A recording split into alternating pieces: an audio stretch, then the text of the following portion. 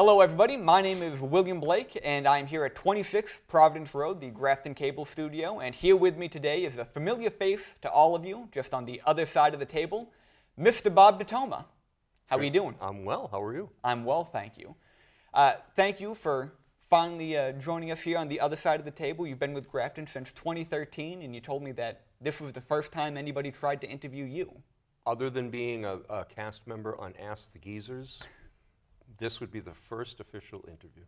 Well, fantastic. It's a pleasure to have you. And Thank you. Is the grass greener on the other side? The green screen looks the same. Oh, okay.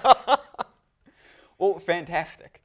So we were talking before the camera started rolling that I'd been doing some research around town. And Right. I had been told that one of your many aliases is Bobby D, you like to go by. It's true. It's true. There are a number of people in town hall that will refer to me as Bobby D. And one person in particular, Jane Zwicker, she, if I walk into the town clerk's office, she'll say, Bobby D. And she says it just like that. And then everyone laughs. But the name Bobby D came from some of my son's friends would refer to me that way.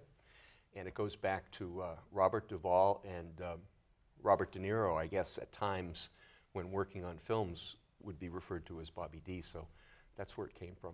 Okay, well, Bobby D, it's a pleasure to be talking to you.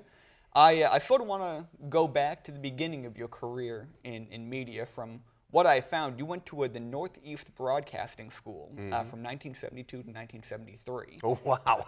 Is that correct? Yeah, that's pretty So cool. in doing some research, I found that the school has since closed. No longer exists. But so what did you do there? What did you study? Well, when I was in high school, I graduated from Holliston High School, and they had a TV production course, a TV and radio production course at the high school, which today is Holliston's cable access TV studio. Okay. Believe it or not. And so I took the TV course and the radio production course.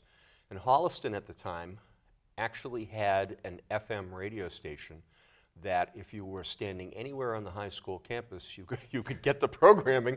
And if you stepped off the property, maybe not so much. So I took that course and was immediately attracted to it. And upon graduation, decided to pursue a career in broadcasting. And went to the Northeast Broadcasting School. So did you work in radio first? Was that your first sort of foray into communications and media? Yes, excuse me, when I graduated from broadcasting school, part of the plan is not only teaching you how to speak or presence on camera, there was also the part of the curriculum where we're gonna help you get a job in media. So, and I was successful in getting a job. However, there was a part back then in the 70s that the FCC required you to have an engineering ticket. It wasn't just enough to be an announcer, you also had to have an engineering ticket. So if something broke down or something went wrong behind the scenes at the radio station, you, the announcer, had to be able to fix it in case the engineers weren't available. And it turned out that that engineering ticket, for me anyway, was near impossible to acquire. I see. So I did work in radio for a short time. I worked in Milford, Massachusetts at WMRC AM 1490 and worked there for about a year and a half. Okay. And so after that, you, I know you went into a sort of print newspaper for a while. You worked at the Middlesex News, which is now Metro West Daily, Correct. from 84 to 92. Right. And then you actually worked for the Telegram for a couple of years. Right. Not so much in a media job, but more management in the circulation department.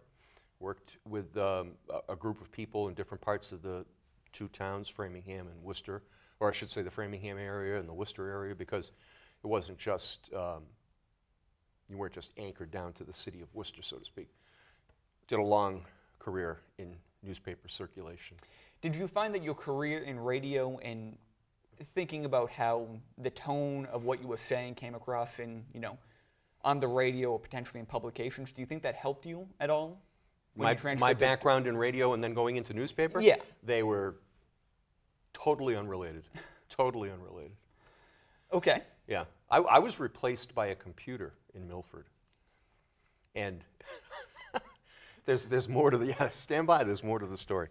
So when I was working in radio, the elusive engineering ticket that I was talking about, when they realized that the ticket was not forthcoming, or I wasn't going to be able to pass the requirements to get this ticket, I was ceremoniously let go and replaced by a computer.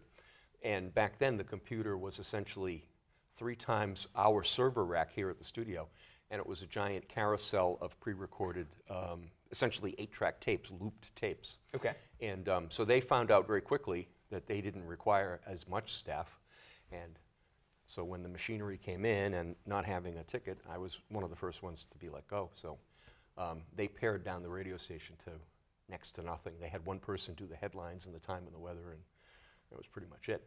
So that career in radio didn't really jive at all with my career as a management person at either one of the 2 newspapers. Okay. Although I get told lots of times, people say, wow, you have a great voice.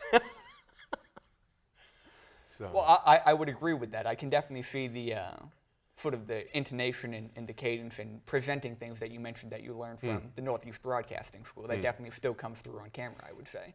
Yeah, that part of my life, even though it got put away in a file box somewhere, was dragged out when I started here working for the town of Grafton. And actually before that, when I was volunteering before I became an employee.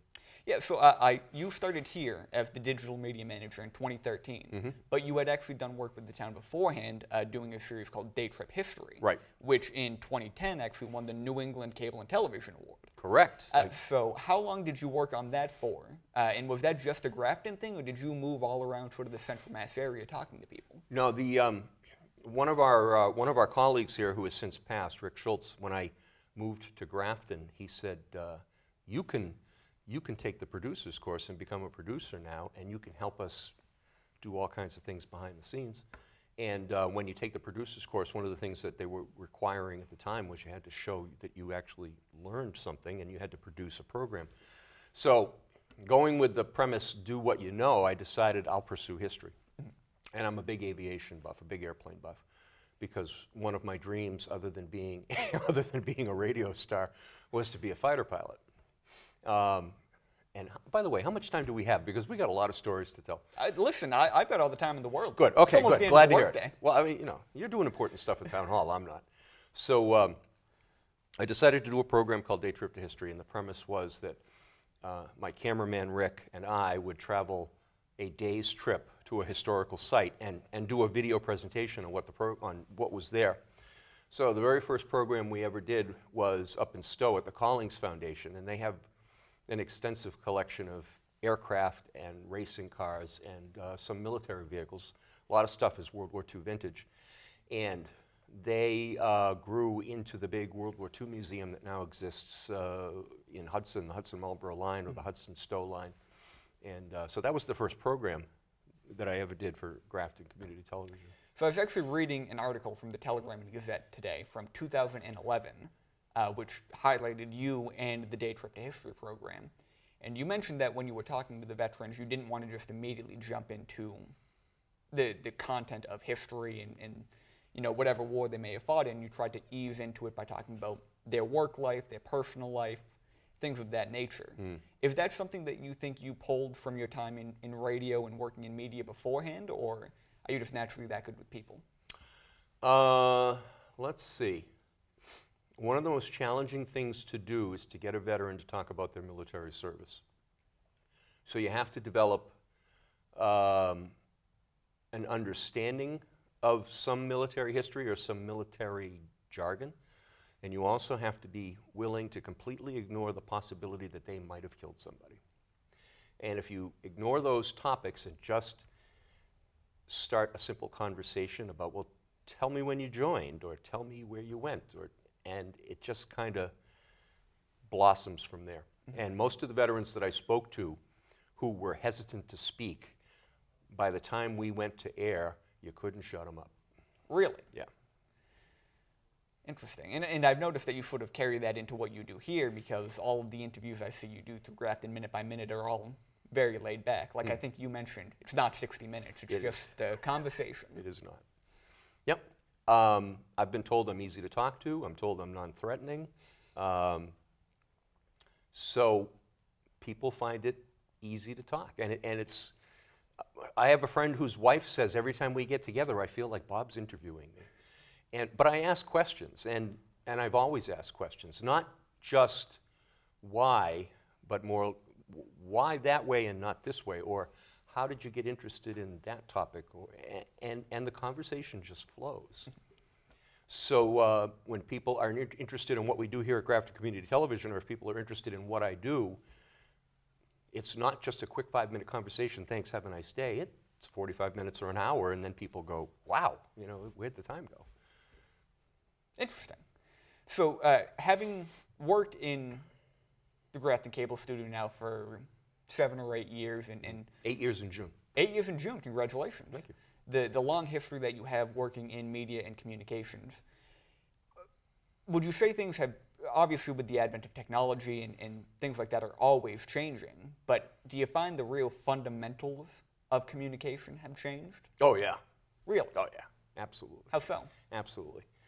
It depends on how you look at it. If we looked at it strictly in Grafton terms, when I came on board, Grafton was a vibrant, energetic place that people wanted to take part behind the scenes in television. People came forward, offered their time, wanted to do television, and it didn't matter if they were doing something as simple as needlepoint or karaoke. People came forward and wanted to do it. And then times changed, and people kind of somewhat disappeared. Even pre-COVID, people just disappeared, and you couldn't get people to come into the studio. And even though we offered, in our partnership with Charter, even though they offered a training program for people to become producers, we found that fewer and fewer people came forward to take the course. And then after they did take the course, at the end when they graduated, they got their little piece of paper from Charter and never saw them again. Right. So now throw into that mix YouTube and social media, and we quickly realized when people say, well, how do you know who's watching Select Board, or how do you know who's watching Planning Board? We don't, but on YouTube we do.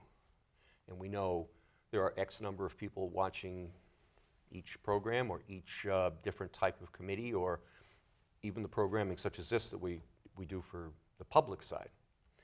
So it has changed, and now that we're hopefully coming out of the COVID period, we are starting to have people pick up the phone or send an email, or as it happened yesterday, ring the buzzer out front and say, you know, I was thinking of doing a TV show. So now it's starting to come around again.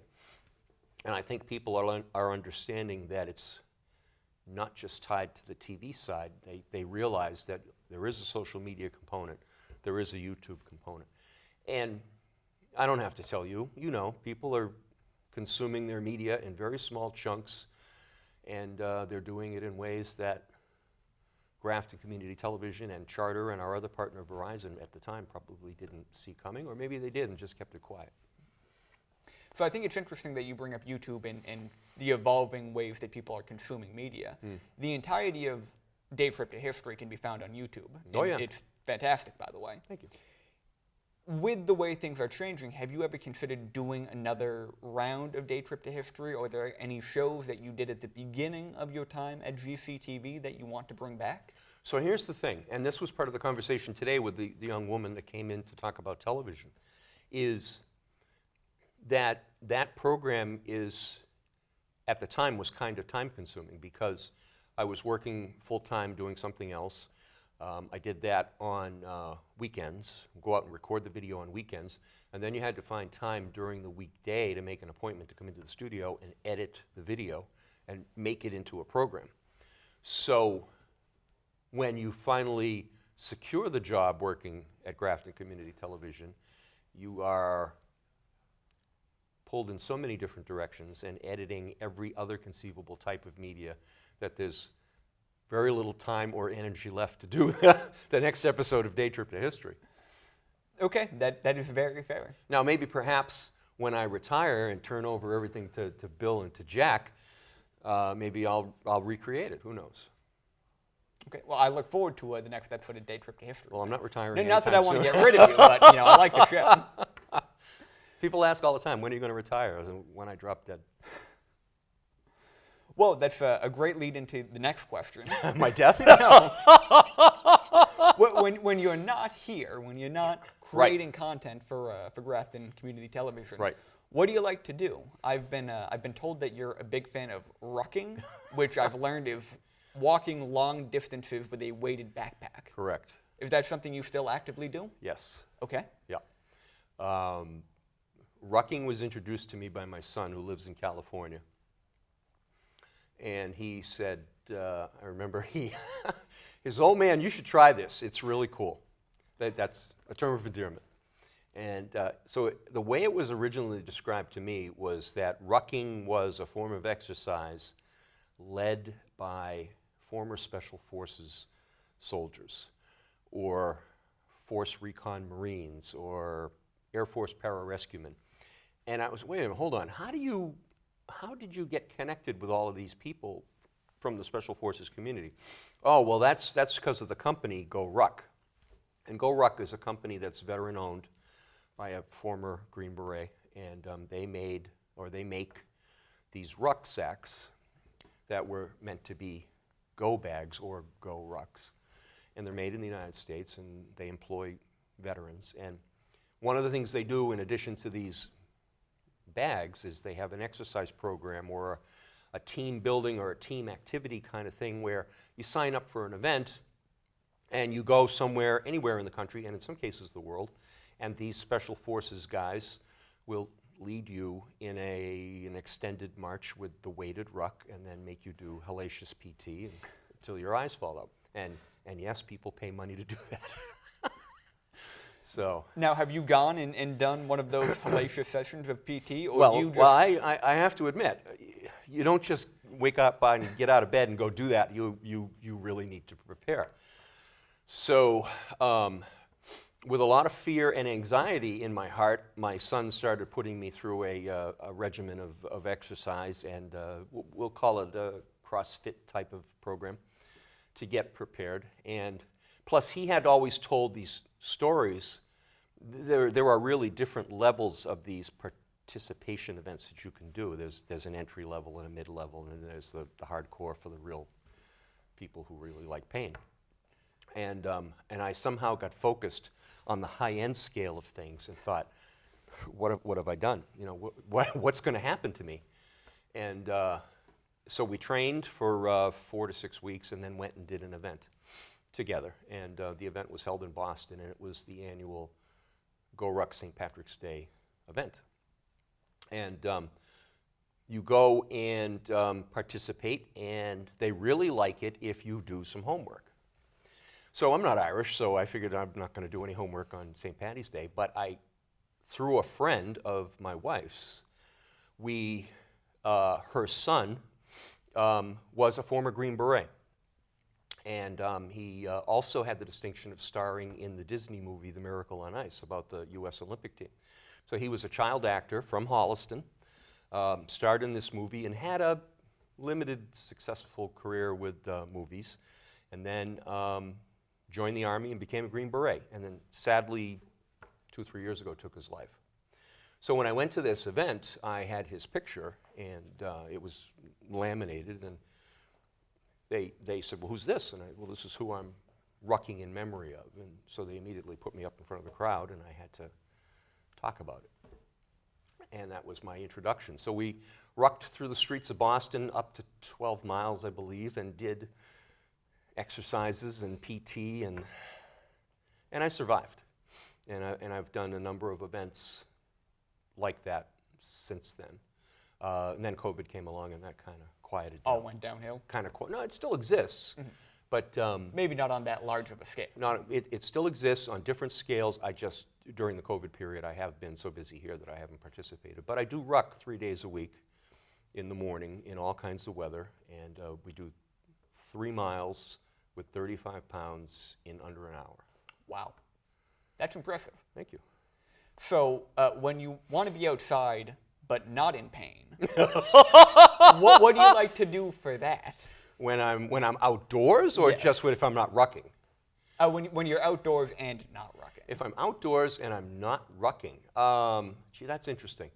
I'm usually visiting with my grandchildren, and they're beating the snot out of me.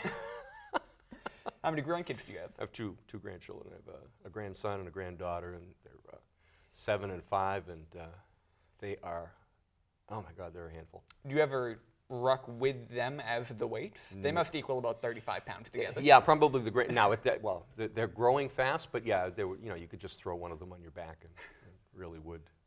Yeah, I tell people all the time, rucking with a weight. I say, think about a cylinder you would put on your charcoal grill, full of propane. That's about 35 pounds. Wow. And some people carry 35 pounds on their back, and some people carry 35 pounds around their waist. But the idea is to get in shape. And 3 miles in under an hour with a propane tank on your back. For lack of a better description, sure. Wow. Yeah. And that's why when you see me walking down the hallways at the municipal center, I sometimes have a very odd gait, and that indicates that's the day I went rucking. I'll keep my eyes open for that. Oh yeah, yeah. Well, so we've mentioned a couple of times that you're a very avid student of history. We've Right. talked about that before, and we've talked about that a little bit here. I often hear that history doesn't repeat, but it rhymes. So what's the lesson from history that you try to bring into your life, a meditation or something that really struck out to you that you try to make rhyme throughout the course of your day? Wow, that's a great question. What have I learned from history that I try to remember? Wow. Take and hold the high ground. I think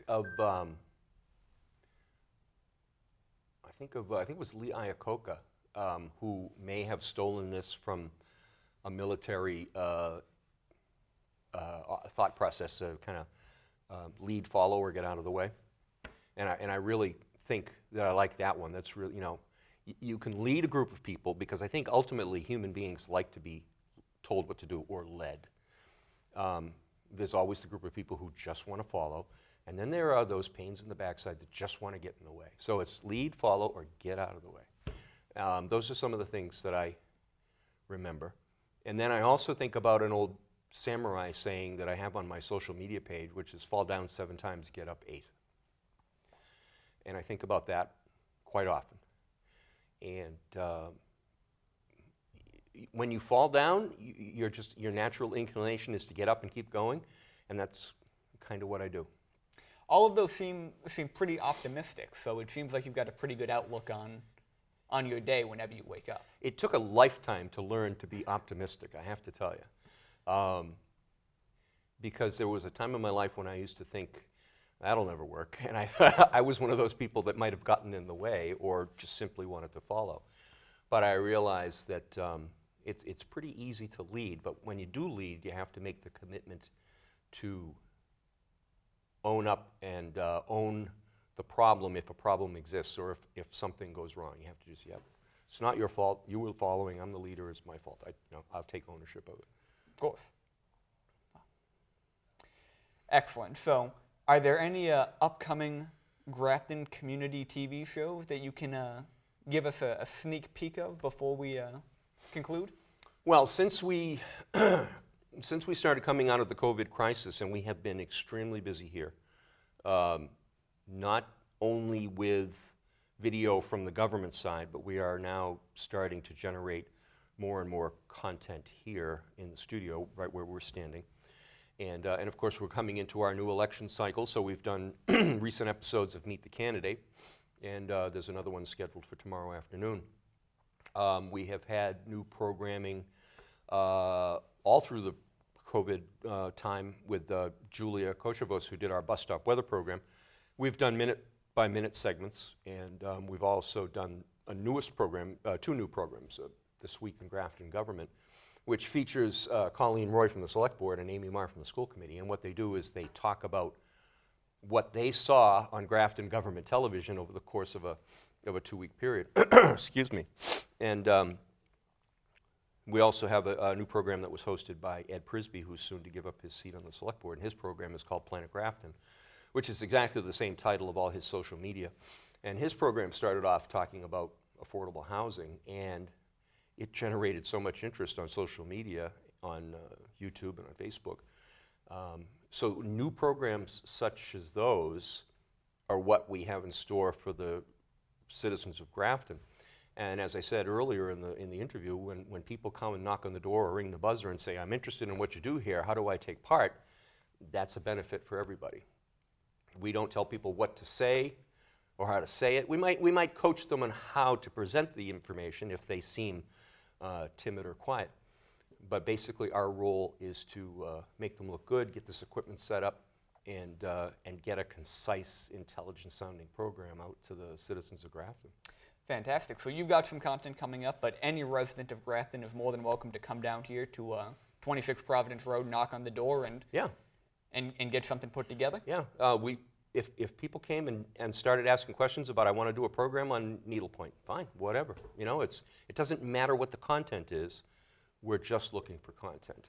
You want to do a program about comic books? Great. Come on down. We'll help you get it set up. We just want to bring new faces and new ideas so that just like the political side, we don't want to see the same people over and over and over again. We want to see different faces and different ideas and entertain or inform people here in Grafton.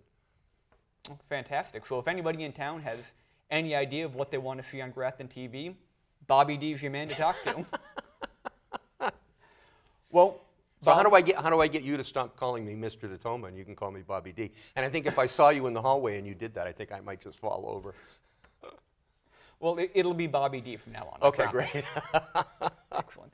Well, my guest has been Mr. Bob DeToma, and we will see you next time at the Grafton Cable Studio for another episode of Grafton Minute by Minute. Bob, thank you so much for your time. Thank you.